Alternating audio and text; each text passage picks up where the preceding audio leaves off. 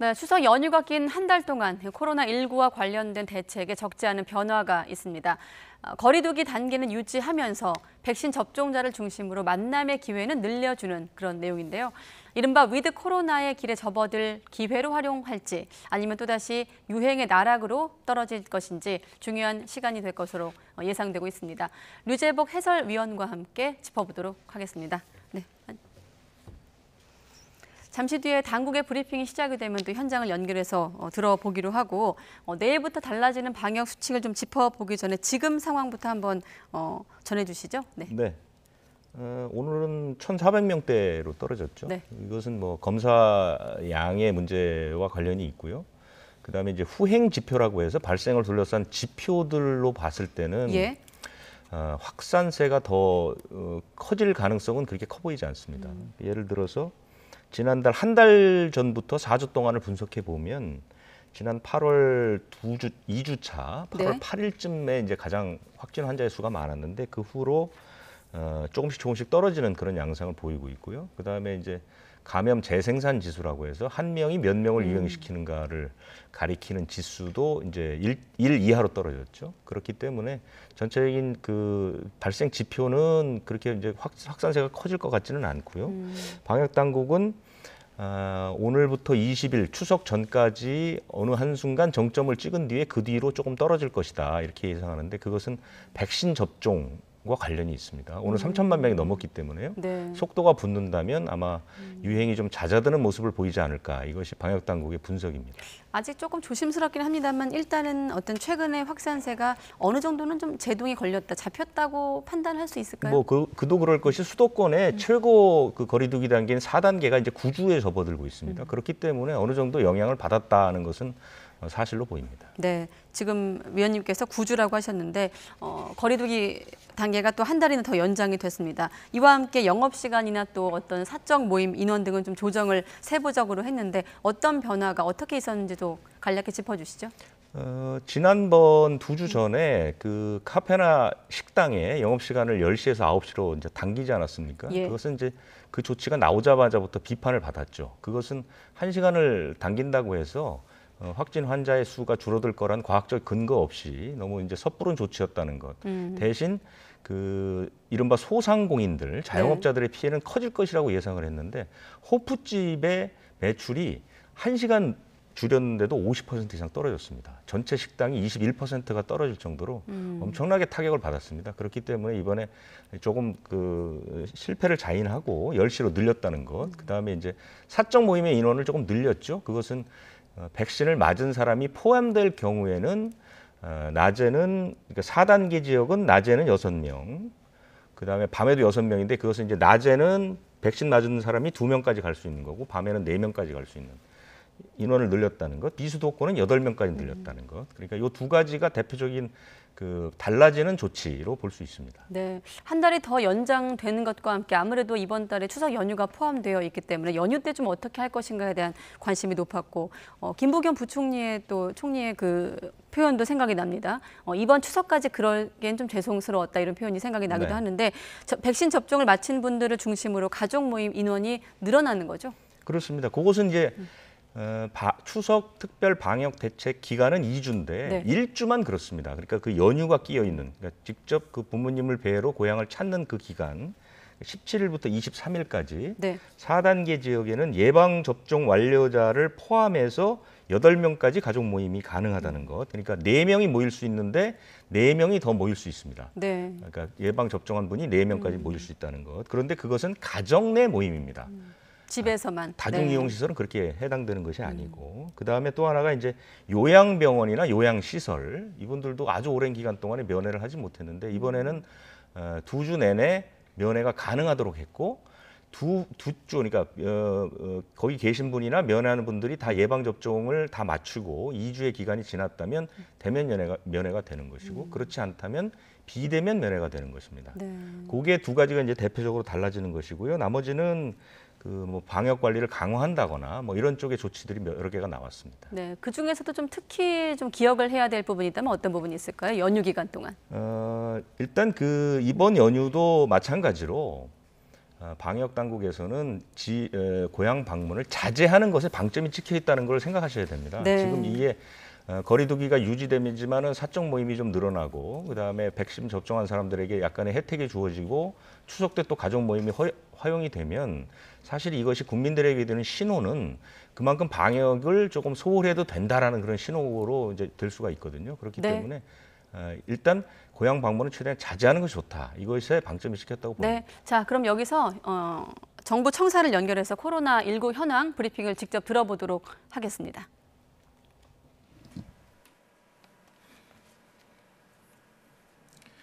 예, 9월 5일 중대본 정리브리핑을 시작하겠습니다.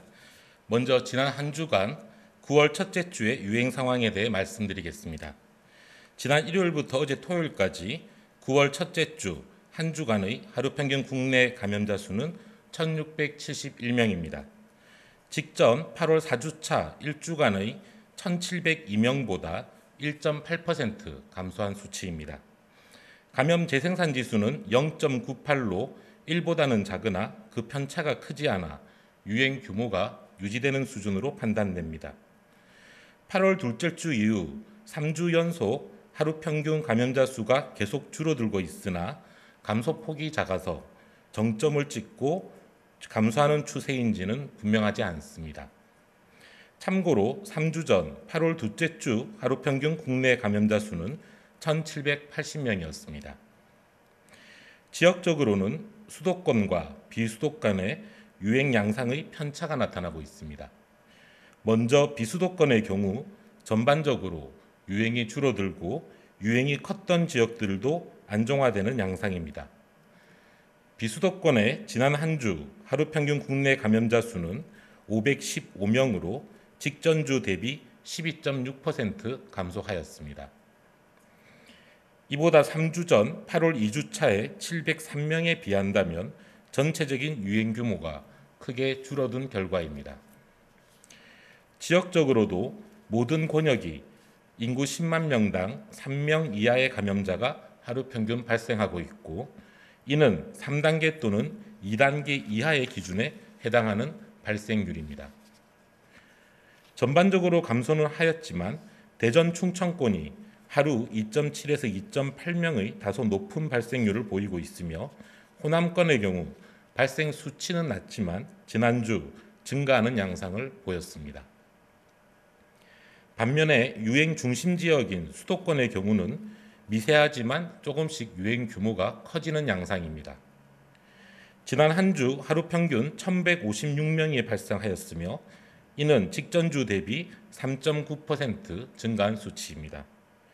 8월 둘째 주 1,077명에서 매주 조금씩 증가하는 양상입니다. 인구 10만 명당으로는 하루 4.4명 내외가 매일 발생하는 중으로 유행 규모가 크고 감소세대보다는 증가 경향이 있어 안심할 수 없는 상황입니다.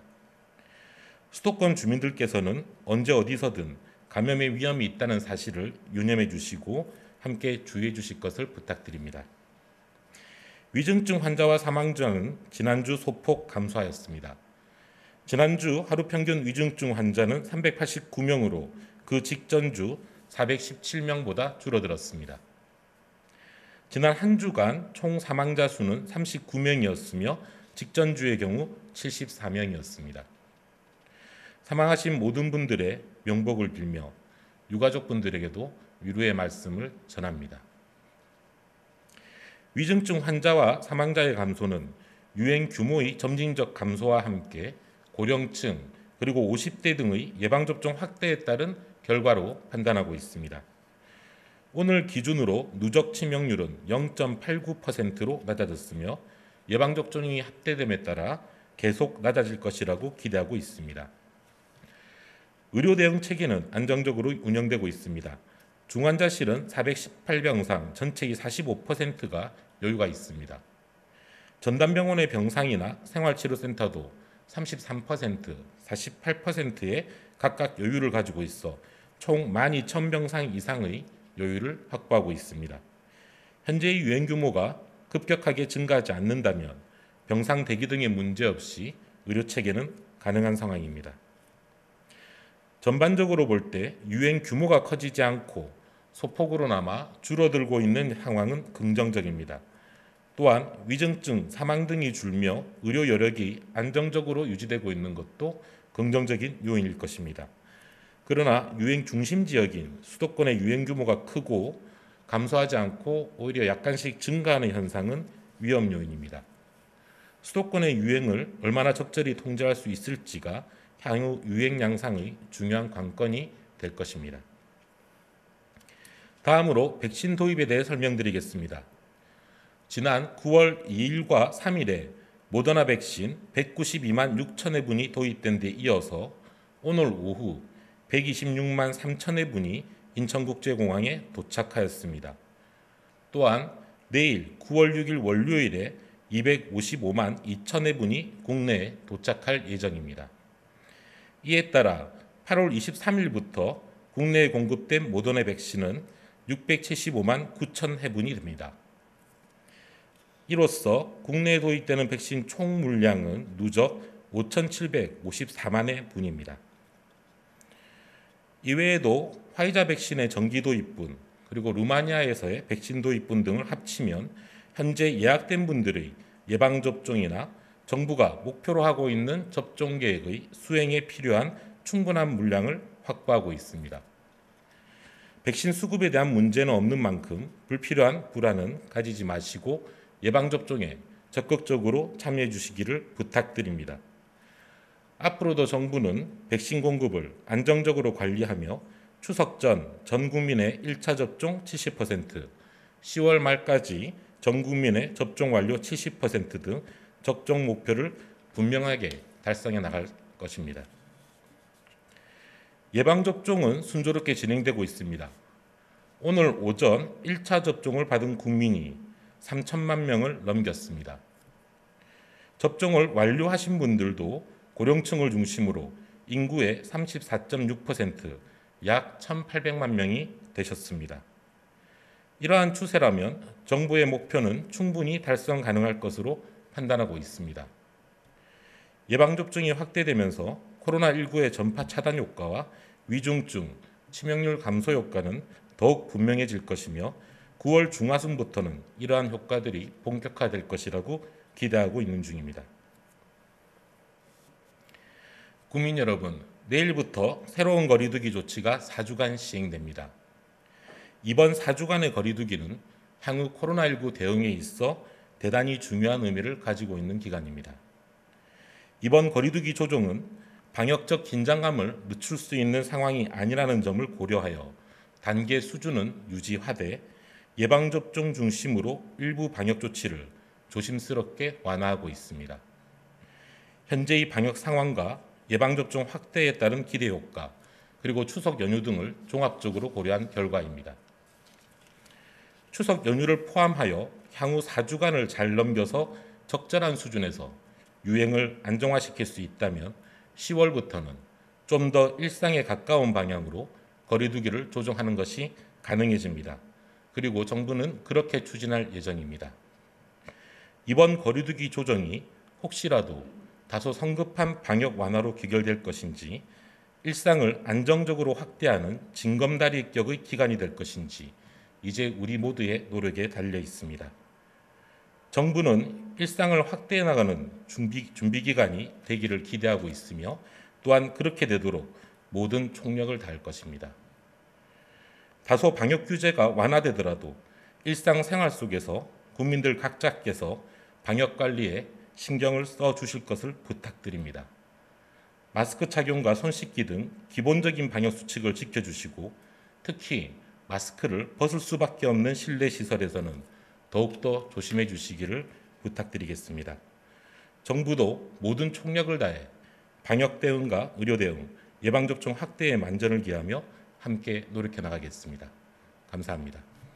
네, 지금부터 네, 손영래 반장의 설명 브리핑 들으셨는데 한마디로 요약하면 다행히도 유행 규모는 줄었지만 수도권 주민들은 언제 어디서든 감염 위험이 있다는 점을 좀 주의해야 될 것이다라는 말과 함께 대단히 중요한 의미를 갖고 있다고 했습니다. 이번 거리두기 연장에 대해서. 네네.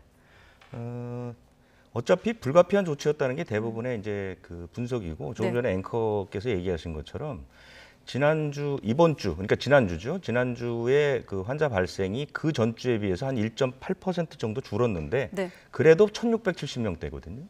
그러니까 지금 최고 단계의 거리두기를 하면서도 1,700명대의 환자가 나오기 때문에 네. 이 조치를 완화한다는 것은 생각하기가 좀 어렵습니다. 그렇기 때문에 방역 당국으로서는 이 조치를 좀 연장하면서 백신 접종의 바짝 속도를 올리는 것이죠. 그래서 9월 말까지 당초 목표로 했던 70% 1차 접종을 완료하게 되면 그때쯤 되면 아마 이제 환자 수가 자연스럽게 줄어드는 그런 모습으로 가지 않을까 이런 기대를 한다고 보는 것이고요. 네. 그것이 예측대로만 된다면 다음 달부터는 이제 완전히 새로운 방역 체계를 적용할 수 있지 않을까 이렇게 기대를 하고 있는 겁니다. 네. 그와 같은 완전히 새로운 방역 체계를 일컬어 최근에 이제 위드 코로나 이렇게 표현하기도 했는데 앞서 당국에서도 그랬습니다.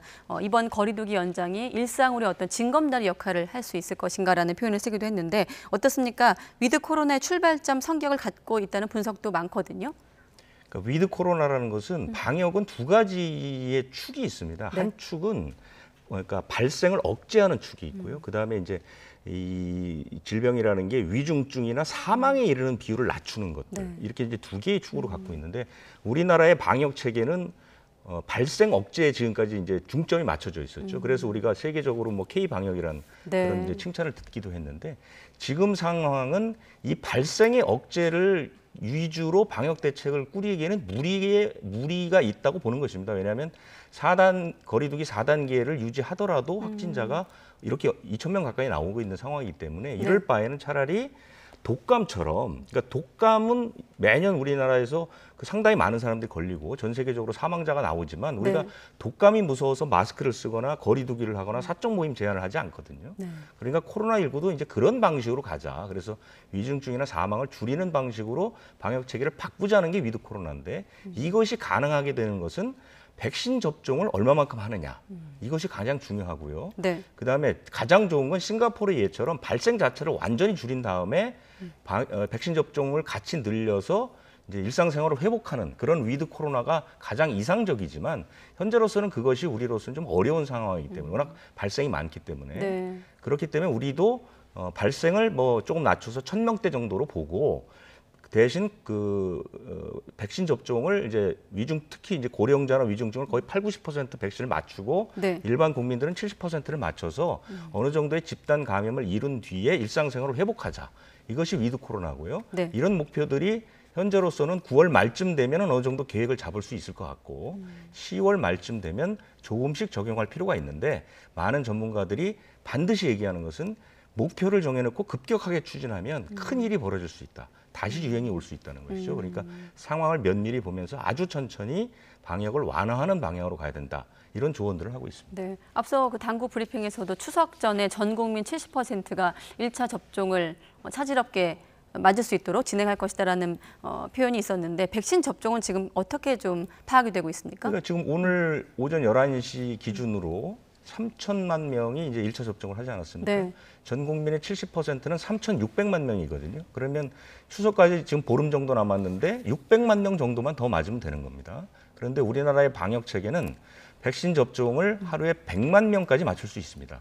그러니까 수치상으로는 6일이면 맞출 수 있는 것이고요. 네. 조금 전에 손 반장이 얘기한 것처럼 백신 도입도 모더나가 지금 걱정했던 모더나가 내일까지 다 들어오기 때문에 상당히 여유가 있습니다. 한 1,000만 회분 이상의 여유가 있거든요. 그렇기 때문에 추석 전까지 3,600만 명 플러스 알파까지도 가능하다. 지금 그렇게 예측이 되고 있습니다. 네, 뭐 거리두기가 연장되는 변화도 있습니다만 내일부터는 2학기 등교 수업에도 변화가 생겼습니다. 수도권은 4단계, 비수도권 3단계지만 등교 대면 수업이 늘어났거든요. 어떻게 좀 배경을 해석할 수 있을까요? 그러니까 4단계는 원래 이제 개편안에 따르면은 이제 거리두기 개편안에 따르면 원격 수업이 원칙인데 네. 일부 등교를 하겠다는 것이거든요. 그것이 뭐냐면 첫 번째는 지금까지 발생을 쭉 분석을 해보니까 학생들이 학교 안에서 이 코로나19에 걸리는 숫자보다 학교 밖에서 걸리는 비율이 훨씬 높다는 것이죠. 그러니까 그만큼 학교 안이 안전하다 이런 얘기가 나오는 오히려 거죠. 학교 안이 안전하다. 안이 오히려 안전하다는 것이고요. 그다음에 이제 교직원들이라든가 학생들 가운데 고3 같은 경우는 이미 접종을 상당 부분 했고요. 네. 특히 교직원들 접종이 상당히 높습니다. 그렇기 때문에 학교 안에서 아이들이 정상적으로 등교를 해서 수업 받는 것이 원격 수업보다는 그렇게 크게 위험하지 않다는 판단. 두 번째는 네. 아이들의 학습 결손이 너무 크다는 것이죠. 지난 1년 동안 거의 비대면 수업을 하면서 아이들이 수업에 지장을 많이 받았고 학생들의 학습 능력이 떨어진다는 것이 너무나 많은 결과들이 나왔기 때문에 네. 가능하면 학교에서 수업을 받도록 하자. 이런 것에서 출발하는 것이 등교 확대라고 볼 수 있습니다. 네, 알겠습니다. 끝으로 뮤 변이 바이러스까지만 짚어보도록 하겠습니다. 뭐 최근에 델타 변이 바이러스 사실은 좀 골치가 아팠다고 해야 될까요? 그랬었는데 뮤 변이 바이러스 지금 어떻게 파악되고 있습니까? 그러니까 그 세계보건기구가 변이 바이러스 9종을 이제 분류를 해놨는데요. 네. 우려 변이라는 게 있고 관심 변이가 있는데 우려 변이는 말 그대로 이제 델타 변이 바이러스처럼 그 나라의 방역 체계에 직접적인 타격을 주는 변이고요. 이 뮤 변이 바이러스는 전 세계 감염자가 0.1%도 되지 않고 있는데 특정 국가를 중심으로 해서 상당히 퍼지고 있는 상황이거든요. 그렇기 때문에 관심 변이로 지정을 했고요. 우리나라도 3명 정도가 이제 해외에서 들어온 사람에게서 발견이 됐으니까 네. 곧 지역 발생이 될 가능성이 있거든요. 그렇기 때문에 우려할 만한 변이는 아니지만 꾸준히 지금부터는 관심을 갖고 지켜볼 변이다. 이렇게 정의할 수가 있습니다. 네, 알겠습니다. 여기까지 듣도록 하겠습니다. 류재복 해설위원이었습니다. 고맙습니다.